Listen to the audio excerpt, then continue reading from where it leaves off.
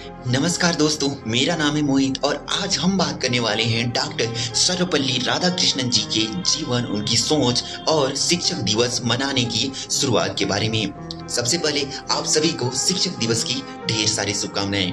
Doctor Sarvepalli Radhakrishnan जी का जन्म 5 सितंबर 1888 को तमिलनाडु के तिरुपति के एक छोटे से गांव तिरुतनी में हुआ था। वर्तमान में ये मद्रास प्रेसिडेंसी में है और 1960 से पहले ये आंध्र प्रदेश के अंतर्गत आता था। उन्होंने अपनी प्रारंभिक पढ़ाई तिरुतनी और तिरुपति में की। इसके पश्चात अपनी आगे की पढ़ाई के लिए वेल्लोर और मद्रास क्रिश्चियन कॉलेज में गए। उन्होंने दर्शन शास्त्र विषय चुना और इसी विषय से उन्होंने स्नातक और स्नातकोत्तर यानी कि एमए भी किया। उनकी मास्टर डिग्री की थीसिस का विषय था the ethics of Vedanta and its metaphysical presupposition. पश्चिमी विद्वानों ने भी उनकी इस थीसिस को काफी सराहा। उस समय बाल विवाह बहुत प्रचलित था, जिसके कारण 1904 में मात्र 16 वर्ष की आयु में उनका विवाह 10 वर्षीय कन्या से करा दी गई। उनके 5 बेटियां और एक पुत्र था।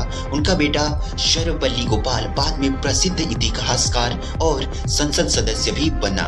1909 में वे मद्रास प्रेसिडेंसी कॉलेज में एक सहायक अध्यापक बने। 1918 में मैसूर विश्वविद्यालय में प्रोफेसर नियुक्त हुए। 1921 में कलकत्ता विश्वविद्यालय में दर्शन विभाग का प्रोफेसर बनाया गया। 1931 और 1936 ईस्वी में आंध्र विश्वविद्यालय के कुलपति यानी कि वाइस चांसलर उन्हें बनाया गया। इसके बाद 1936 में वे ऑक्सफोर्ड विश्वविद्यालय में कंपैरेटिव रिलीजन एंड इथिक्स के बारे में प्रोफेसर बने थे। वे अद्वैत वेदांत के समर्थक थे, लेकिन उन्होंने इसे आधुनिक युग के संदर्भ में समझाया। उनका मानना था कि धर्म का वास्तविक उद्देश्य मानवता और शांति है, न कि विभाजन। उन्होंने भारतीय दर्शन को पश्चिमी देशों में लोकप्रिय बनाया। उनकी प्रसिद्ध रचनाएं हैं Indian philosophy 1923, the Hindu view of life, thoughts 1939। उन्होंने अपने राजनीतिक जीवन में भी अपना महत्वपूर्ण योगदान दिया। 1946 में वे संविधान सभा के सदस्य बने। 1949 से 52 तक सोवियत संघ में भारत के राजदूत बने रहे। 1952 में वे भारत के प्रथम उपराष्ट्रपति के रूप में नियुक्त हुए।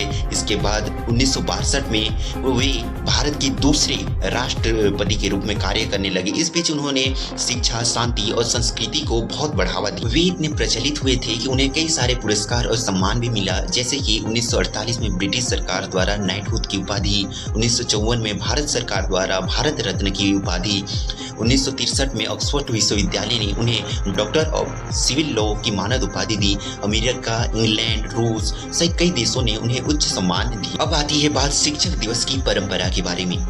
तो क्या हुआ था कि जब उनके शिष्य और मित्रगण उनका जन्मदिन मनाना चाहते थे